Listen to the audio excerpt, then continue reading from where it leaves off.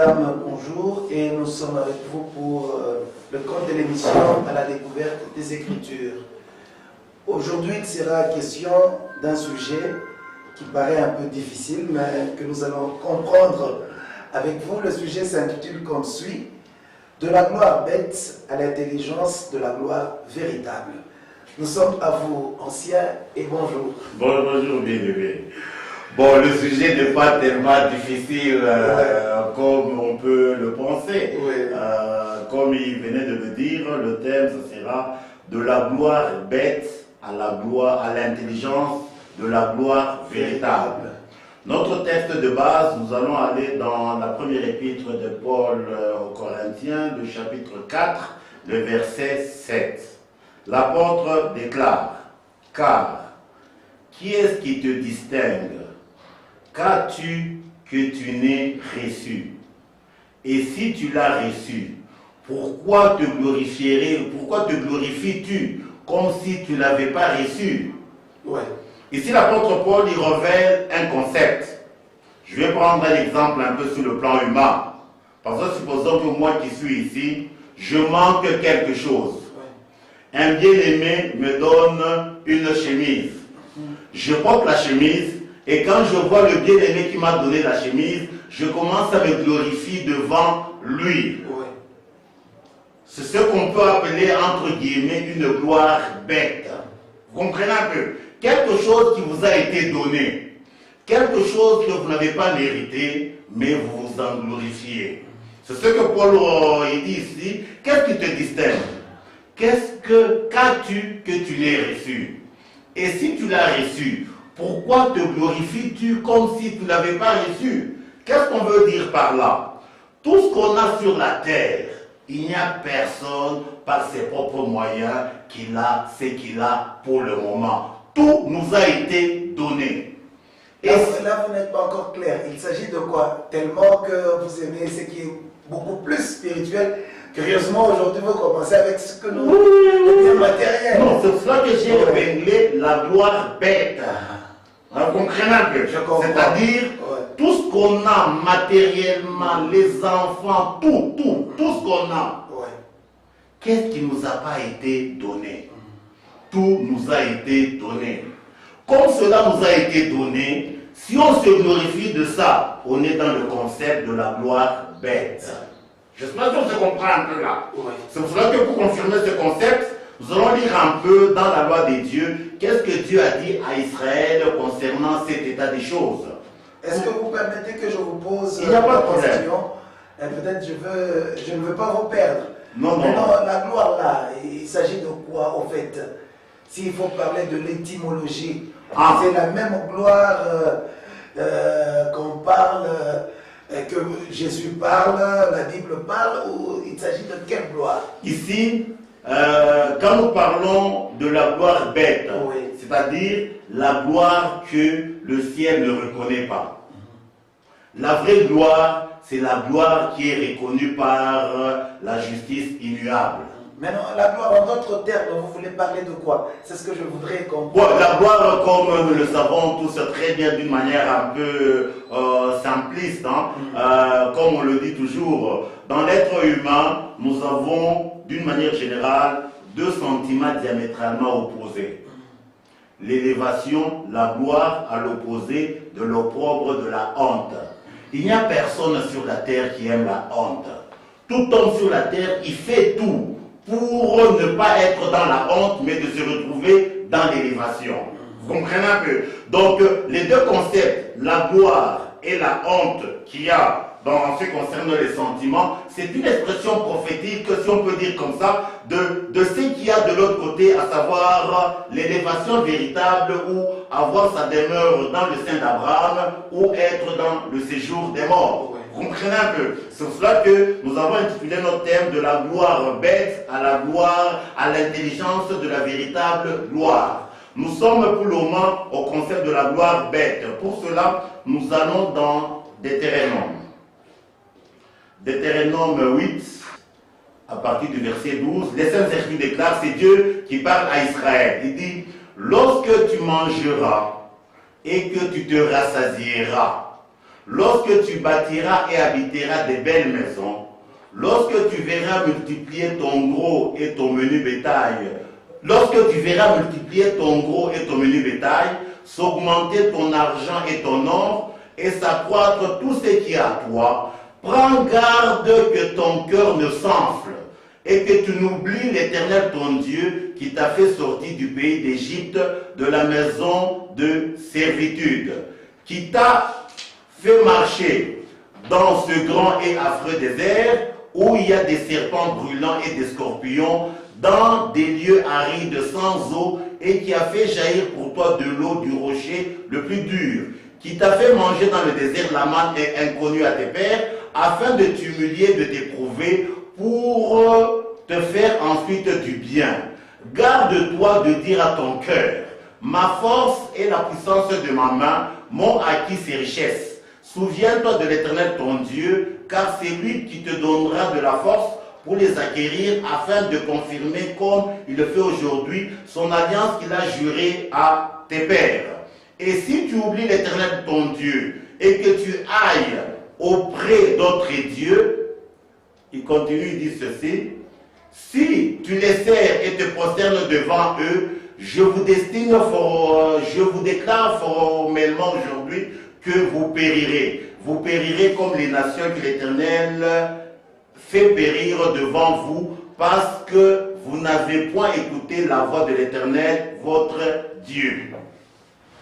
Ici, c'est Dieu qui s'adresse à Israël. Il dit, quand Israël va entrer dans la terre promise, quand il va manger, quand il va se rassasier, et quand il va habiter des belles maisons, que son cœur ne puisse pas s'enfler pour dire que c'est par sa propre main, c'est par sa force qu'il est arrivé à avoir ces choses. Qu'il n'oublie pas l'Éternel Dieu. C'est-à-dire quoi? Quand l'être humain dans sa vie arrive à oublier l'Éternel Dieu, il ne se souvient plus des dieux, il entre dans ce que nous avons appelé la gloire bête. Je ne sais pas si on se comprend un peu là. Parce que c'est Dieu qui est l'objet de la gloire. Si nous oublions, c'est lui qui est l'objet de la gloire. Toute la gloire qu'on peut avoir ne sera qu'une gloire d'illusion.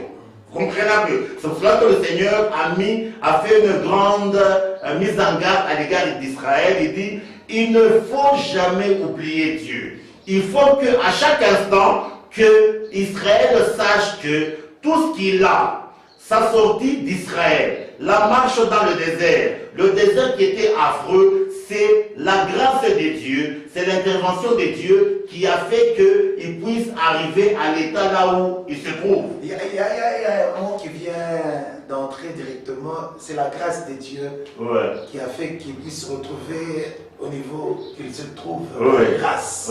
La grâce. La grâce, c'est... Parce que je reviens à vos émissions antérieures. Et je pense qu'aujourd'hui, avec José, avec les téléspectateurs, vous pouvez me rejoindre.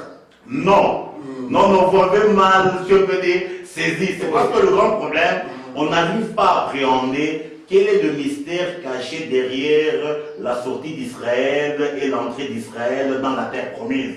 Qu'est-ce que cela veut dire? Quelle est la vision des dieux sur ça?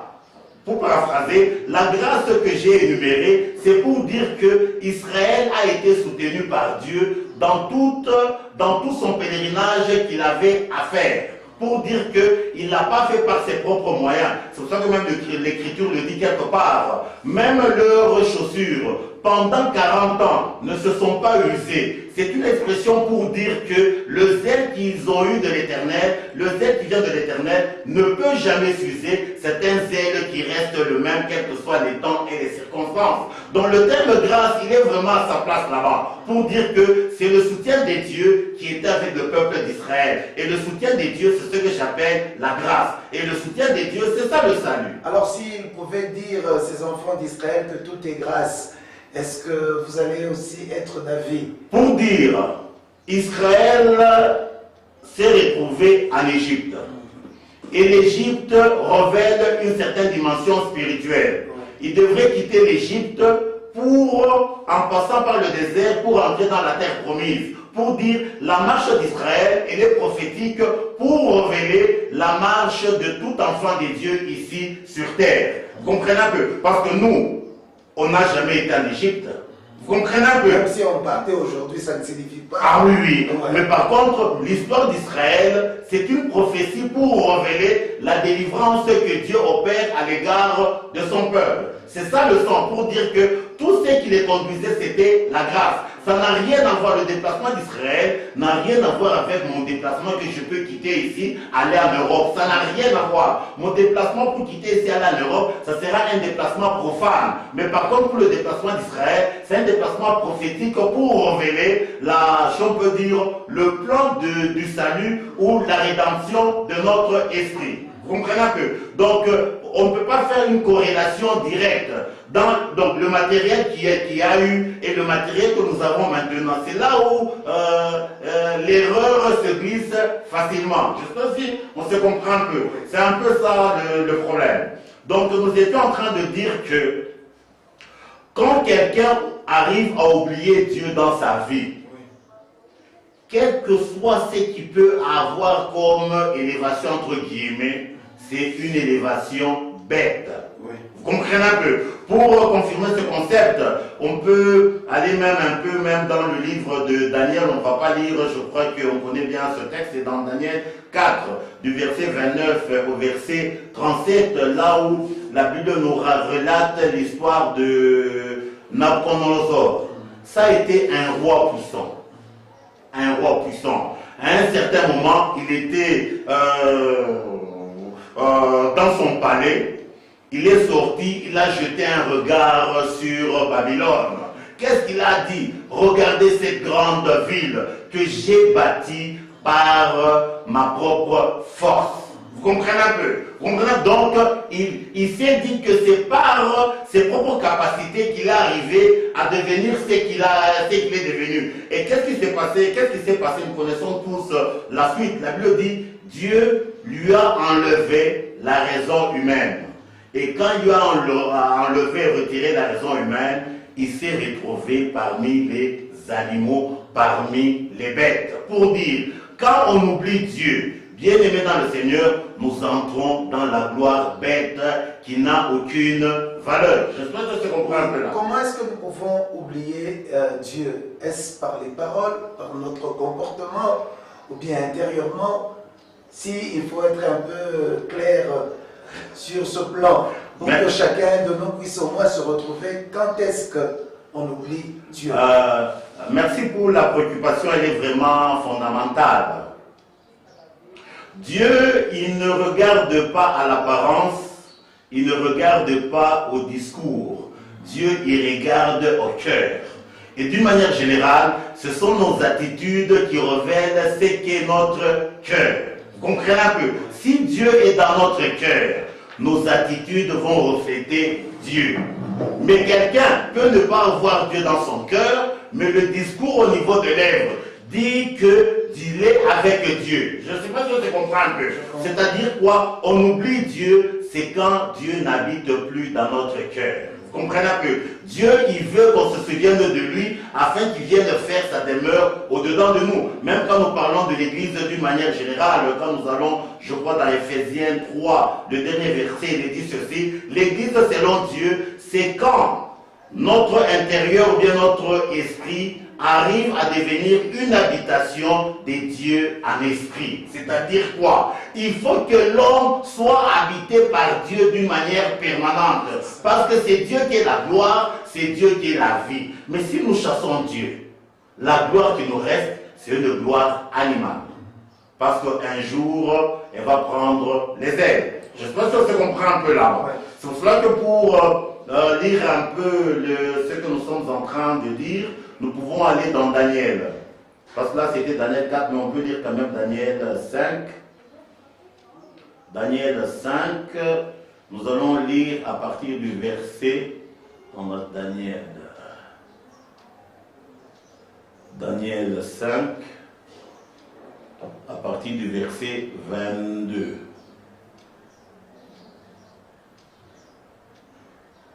Ici maintenant, c'est la Bible dit ceci, et toi, Belchassar, son fils, tu n'as pas humilié ton cœur, quoique tu suces toutes ces choses. Ici, Daniel est en train de s'adresser au fils de Nabuchodonosor, qui a été au courant de ce qui était arrivé à son père. La Bible dit ceci, tu t'es élevé contre le Seigneur des cieux. Les vases de sa maison ont été apportés devant toi. Vous vous en êtes servis pour boire du vin, toi et tes grands, tes femmes et tes concubines. Tu as loué les dieux d'argent, d'or, d'airain, de fer, de bois et de pierre, qui ne voient point, qui n'entendent point, qui ne savent rien, et tu n'as pas glorifié Dieu qui a dans sa main ton souffle et toutes tes voix. C'est pourquoi il a envoyé cette extrémité de main qui a tracé cette écriture. Voici l'écriture qui a été tracée. Compter, compter, peser et diviser. Et voici l'explication de ces mots. Compter, Dieu a compté ton règne, il y a mis fin. Peser, tu as été pesé dans la balance, tu as été trouvé léger. Diviser, ton royaume sera divisé et donné aux Mèdes et aux Perses. Quand nous voyons ce texte, le texte nous révèle ici un grand mystère. Quel est ce mystère? Le mystère de ce que on dit compter, compter, peser et diviser. Pour dire, toute chose de la terre est déjà comptée. C'est-à-dire, toute chose de la terre a un début et un terme. Et toute chose de la terre sera pesée par Dieu. Il n'y a que ce qui aura le poids qui peut entrer dans la gloire. Et le poids, c'est quand nous avons la gloire procédant des dieux. Et diviser, c'est l'expression de la mort. L'homme, il est en trois. Quand les trois parties sont séparées, c'est le départ de cette terre. Pour dire que toute gloire dont la base n'est pas Dieu, un jour, ça va prendre fin. C'est là où même le livre de Job confirme ce concept. On peut lire Job. Job, le chapitre 20.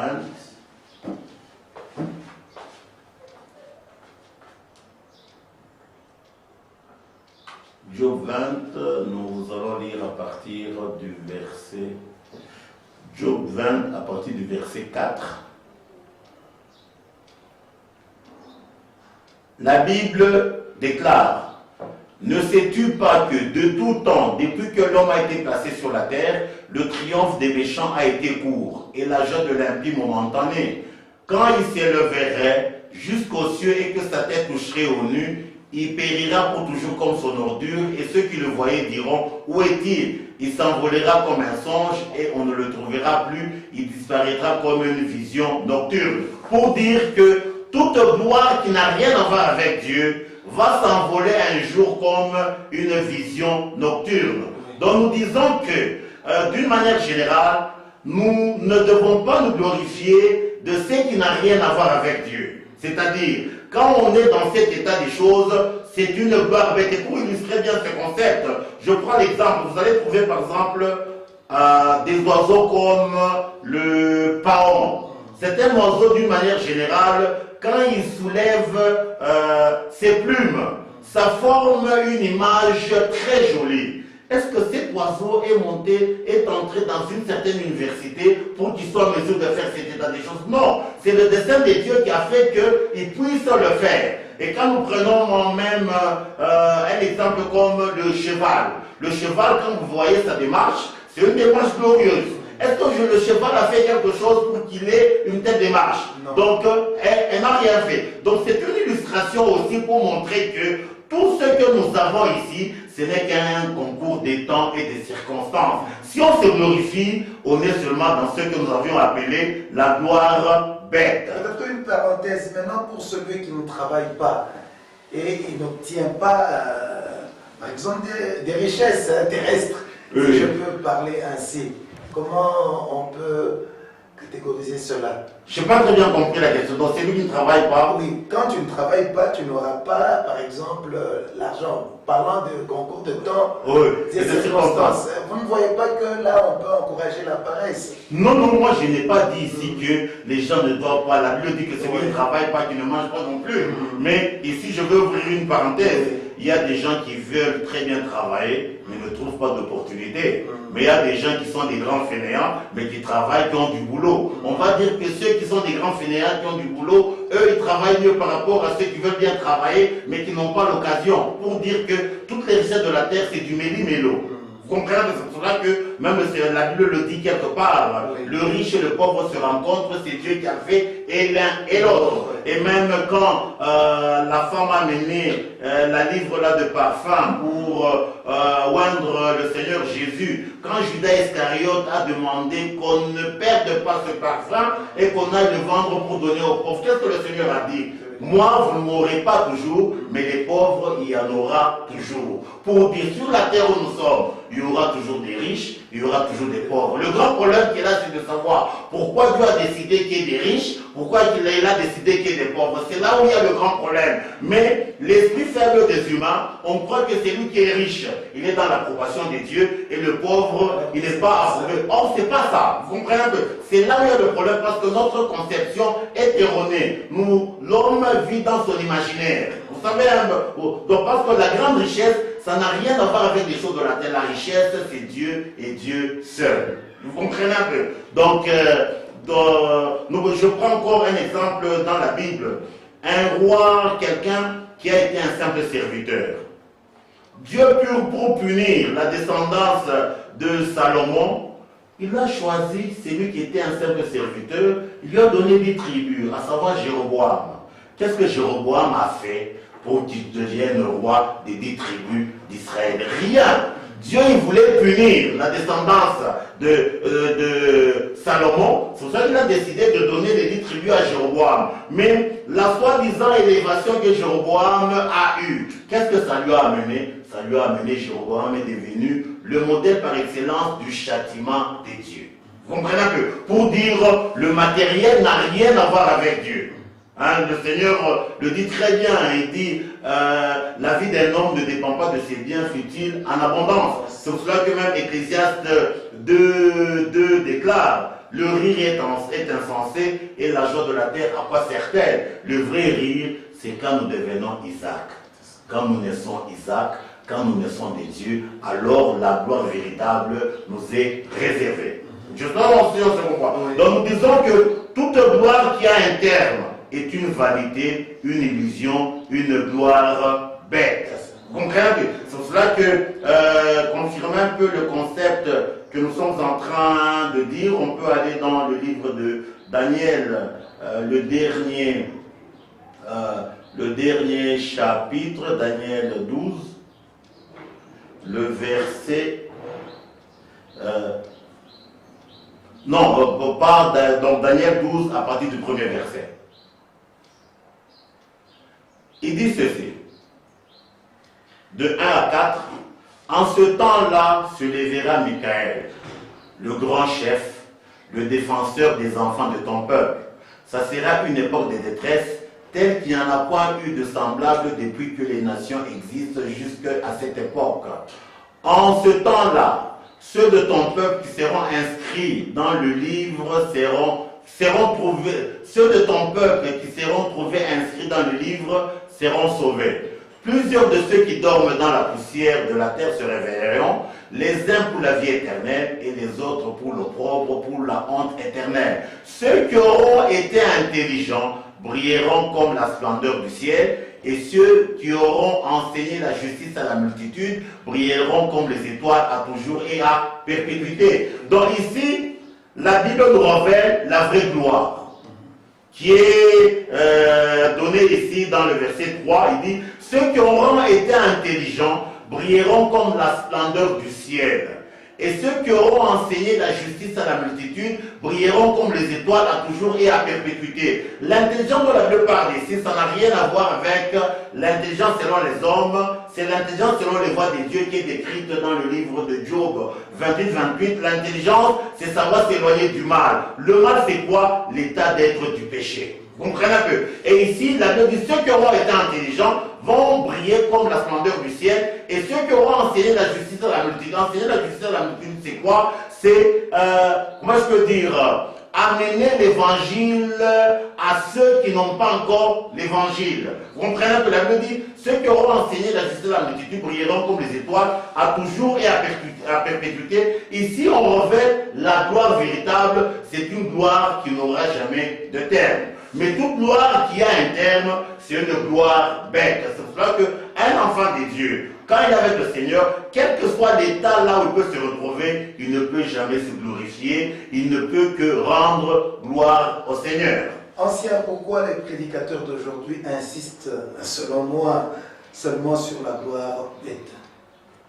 Parce que quand vous prenez même des clips, vous sentez que quelqu'un vous montre ses voitures, ses maisons, ses enfants, mais jamais la gloire véritable. Oui. On l'a dit la dernière fois que dans l'homme, nous avons trois dimensions. La dimension végétative, la dimension animale ou la dimension bête, et la dimension de l'homme ou la dimension de l'intelligence. Pourquoi les gens ne montrent que la gloire bête? Parce que dans leur existence, dans leur vie, ils ne sont qu'au niveau de la dimension bête. Vous comprenez un peu? C'est tout à fait normal. Donc l'homme, je vais donner une illustration pour qu'on se comprenne bien. Quand vous prenez un porc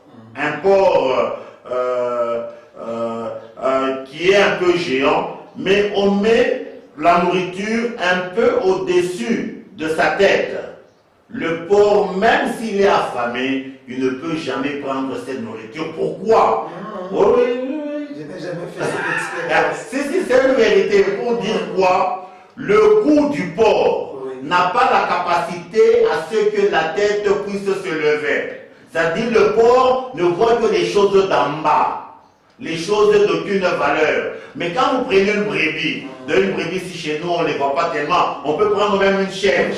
Quand vous prenez une chèvre, la chèvre, elle sait soulever sa tête. Vous comprenez un peu, vous le savez un peu très bien, les vertèbres du cou, il y a les axis et les atlas. Les atlas, c'est ça qui nous permet de soulever la tête pour voir les choses d'en haut. Et les axes pour voir à gauche, à droite. Un porc ne peut jamais soulever sa tête, même pas regarder à gauche ou à droite. Et beaucoup de gens sont au niveau des porcs. C'est-à-dire, ils ne voient que les choses d'en bas. Comme on le dit, il y en a plusieurs qui marchent en ennemi de la croix de Christ. Ils ne pensent qu'aux choses de la terre. Leur Dieu, c'est leur ventre. Mais nous sommes citoyens des cieux, nous attendons que vienne le Seigneur, viendra transformer le corps de notre humiliation, afin de nous revêtir le corps de gloire par le pouvoir qu'il a de s'assujettir toutes choses. Le grand problème qui est là, c'est quoi? Quelle est la dimension qui dirige notre vie? Si c'est la dimension animale qui dirige ma vie, je ne peux être attiré que par la gloire bête. La volonté de Dieu... Même si quelqu'un parle du Seigneur Jésus... Oui, on ne peut pas parler du Seigneur Jésus quand on n'est pas spirituel. La dimension de l'intelligence, c'est ça la dimension de l'esprit, c'est ça la dimension spirituelle. Il n'y a que l'esprit qui peut appréhender le Seigneur. Dieu est esprit, il faut que ceux qui s'approchent de Dieu s'approchent en esprit et en vérité. Mais si on est encore en chair, notre chair, c'est la dimension animale. Vous comprenez un peu? La volonté de Dieu est que nous puissions quitter la dimension animale pour qu'on rentre dans la dimension de l'intelligence. L'intelligence, c'est savoir s'éloigner du mal, comme Job. Mais maintenant, ce que vous dites là, c'est fort. Quitter. Comment quitter? C'est ça que je vais expliquer. Sinon, on peut entrer dans des sciences. Ah non. C'est ce que la Bible dit ceci. Là, dans Job 32, verset 8, il est dit ceci. En réalité, dans l'homme, c'est l'esprit. L'élément essentiel dans l'homme, c'est l'esprit. La chair ne sert à rien. Et Job rajoute, en réalité, dans l'homme, c'est l'esprit. C'est le souffle du Tout-Puissant qui donne l'intelligence. Quel est le rôle de l'intelligence? Comme je l'ai l'ai dit, c'est dans Job 28, l'intelligence c'est savoir s'éloigner du mal. Le mal c'est quoi? Ma chair et mon sang. C'est ça le mal, c'est ça la poussière, c'est ça ma perdition. La volonté de Dieu est que mon esprit qui est attaché à ma chair et à mon sang, par la grâce de Dieu qui est la parole vient opérer la séparation entre mon esprit et ma chair, entre mon esprit et mon sang, afin que mon esprit puisse adhérer à la chair de Christ et au sang de Christ. C'est ça le salut. Et maintenant, comment faire? Parce que nous vivons encore dans ce corps. Là, oui. je reprends la préoccupation. L'apôtre Paul dit ceci. Lorsqu'il a plu à celui qui m'a mis à part dès le sein de ma mère, afin de révéler en moi son fils pour que je l'annonçasse aux nations, aussitôt je ne consultais ni ma chair ni mon sang. Donc quand on devient enfant de Dieu, il y a une interdiction formelle que votre esprit entre en contact avec votre chair et votre sang. Votre chair et votre sang, c'est ça les souillures, c'est ça la perdition. La volonté de Dieu, comme l'Écriture le dit, le Seigneur, il n'est venu que pour chercher les brebis perdues de la maison d'Israël. La brebis perdue, c'est laquelle? C'est l'esprit de l'homme qui se perd où? Dans la chair et le sang. Il faut que cette brebis retourne à la maison de vie. La maison de vie, c'est la personne de Christ. La maison de blé et de mou. C'est Christ qui est la maison d'éternel. C'est ce que Job dit, je suis dans la joie quand on me dit allons à la maison de l'éternel. C'est ce que Paul dit même quelque part. Misérable que je suis, qui me délivrera de ce corps de la mort? La mort c'est quoi? Ma chair et mon sang, c'est ça la mort. C'est pour ça que la Bible dit quelque part, l'insensé croise ses mains et mange sa propre chair. C'est-à-dire quoi? Quand nous mélangeons ce qui est droit de ce qui est gauche, c'est-à-dire quand nous mélangeons le spirituel et le charnel, nous allons bouffer notre propre chair qui est la mort. La volonté de Dieu est que nous puissions manger la chair de Jésus qui est la vie. C'est pour ça que Christ dit, c'est lui qui mange ma chair et boit mon sang, il a la vie éternelle. Oui. Donc le mal dans l'homme, c'est notre chair et notre sang, comme 1 Corinthiens 15, 50 lui dit, la chair et le sang n'hériteront jamais le royaume des cieux. Donc ce qui interdit de s'approcher des dieux, pour qu'on soit amis des dieux, nous devons être aussi ennemis de ce qui est ennemi des dieux. Mais si nous devenons amis de ce qui est ennemi des dieux, automatiquement nous sommes aussi ennemis des dieux. C'est ce que Christ dit, ne croyez pas que je sois venu sur la terre amener la paix, mais je suis venu... Ne croyez pas que je suis venu sur la terre amener la paix, mais l'épée. L'homme aura pour ennemi les gens de sa maison. Les gens de la maison, ce ne sont pas nos tantes ou nos parents, c'est notre chair et notre sang, nos pensées, même nos sentiments humains, afin que notre esprit soit en communion seulement avec les pensées du Seigneur. C'est ça croire au Seigneur. C'est ça croire au Seigneur. Ce n'est pas le dire dans la bouche. C'est répéter. Non, ça n'a rien à voir, ça c'est le théâtre. Je pense que je comprends. C'est-à-dire, c'est... comme la Bible le dit dans Job 4, verset 18, des gens qui habitent des maisons d'argile, qui tirent leur origine de la poussière. Ils peuvent être écrasés comme du vermisseau. Du matin au soir, ils sont écrasés et nul n'y prend garde. La volonté de Dieu est que nous puissions fuir la poussière qu'on a héritée afin qu'on entre dans la maison qui n'est pas une maison poussiéreuse. C'est ça, croire au Seigneur. Ce n'est pas une citation comme les gens le disent. Je pense que je comprends. C'est-à-dire quoi? Il y a la maison de la mort qui est constituée par notre chair et notre sang. La maison de vie, c'est la chair et le sang de Christ. L'homme, c'est l'esprit. L'esprit doit divorcer avec notre chair et notre sang afin de se marier à la chair et au sang de Christ. Une question peut-être qui ne cadre pas avec le sujet. Qu'est-ce que la vie éternelle? Parce qu'on est en train de parler de la croyance. En bref, peut-être on aura le temps. Je réponds à la préoccupation. La vie éternelle, c'est Dieu lui-même. Ouais. Dieu, pour paraphraser, Dieu c'est l'éternité. Dieu c'est le présent éternel. Quand nous disons que nous devons avoir le nom de Dieu, tous les hommes de la terre, nous avons un seul nom commun, la mortalité. Le nom propre de Dieu, c'est l'immortalité. La volonté de Dieu est que nous les humains, nous puissions quitter notre mortalité afin qu'on puisse hériter l'immortalité qu'il y a auprès de Dieu. Dieu c'est l'immortalité, c'est ça la vie éternelle. Vous comprenez un peu? C'est pour ça que le Seigneur Jésus pouvait dire avant qu'Abraham ne soit, moi je suis. C'est-à-dire quoi? Je vais essayer d'épingler un peu pour qu'on comprenne bien les choses. C'est comme on le dit souvent dans la civilisation occidentale que le temps c'est de l'argent. Hein? On le dit. Time is money. Sur le plan spirituel, Cette citation, c'est une grande abomination. Comment ça? Je vais expliquer. J'ai échangé avec un collègue avec qui on travaille. Supposons que vous avez travaillé pendant 40 ans. Supposons que les 40 ans, tout ce que vous avez eu comme bien, ça fait $1 million pendant 40 ans. Mais prenez l'usure que le temps a amené sur les 40 ans. Prenez l'usure de votre être et les biens matériels que vous avez mis, mettez sur la balance.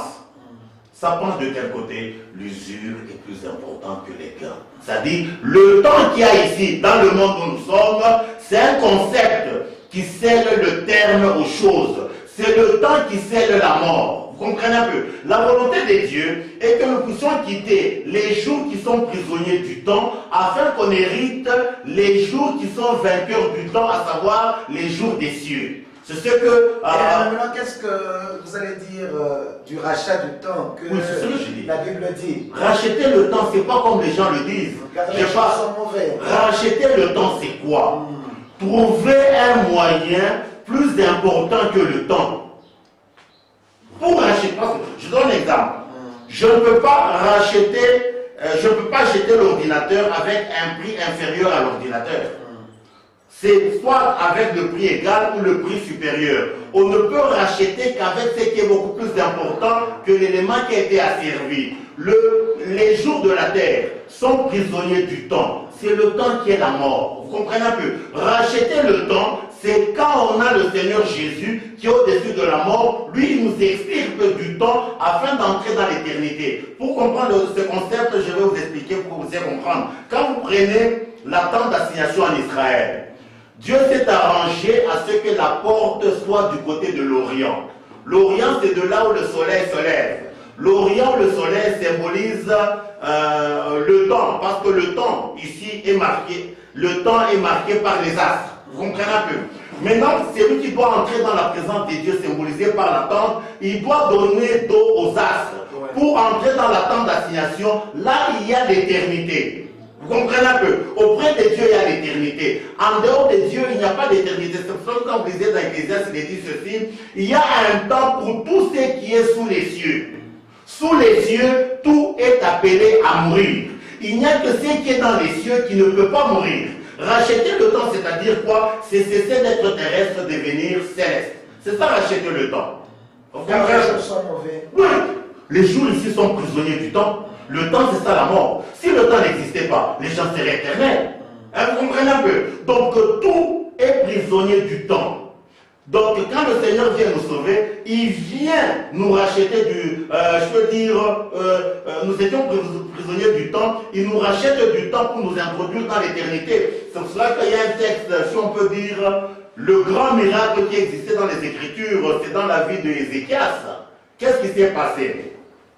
Dieu a demandé à Ézéchias: je vais te donner un signe. Fais avancer l'ombre de 10 degrés, n'est rien.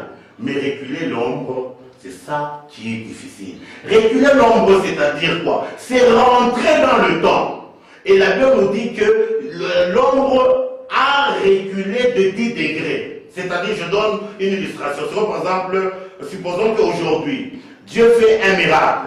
Il recule le temps d'une année. Tous ceux qui sont morts pendant cette année vont retourner à la vie. J'espère que se comprend un peu. C'est-à-dire, il n'y a que Dieu qui en a les capacités. Aucun humain ne peut le faire. Tous les humains sont prisonniers du temps. C'est pour ça que la volonté de Dieu est que nous cessions d'être des terrestres afin qu'on nous soit des célestes. Nous avions porté l'image du terrestre. La volonté de Dieu est que nous puissions porter l'image du céleste. Merci beaucoup, ancien, pour ces éclaircissements. Très bientôt, nous allons devoir chuter de la gloire bête à l'intelligence, de la gloire véritable. Est-ce que vous pouvez donner une conclusion momentanée, parce qu'on va poursuivre dans les tout prochains numéros? Donc la conclusion qu'on peut donner, c'est que pour la gloire véritable, c'est quand nous avons l'intelligence de connaître le Créateur.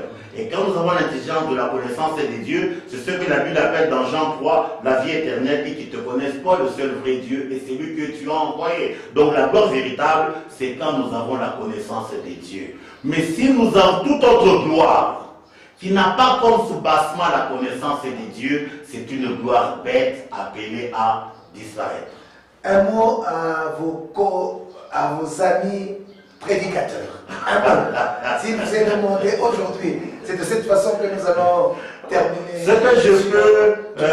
que je peux dire aux gens qui enseignent, c'est que avant de conduire le peuple, si on est aveugle, on se tue soi-même et on tue le peuple.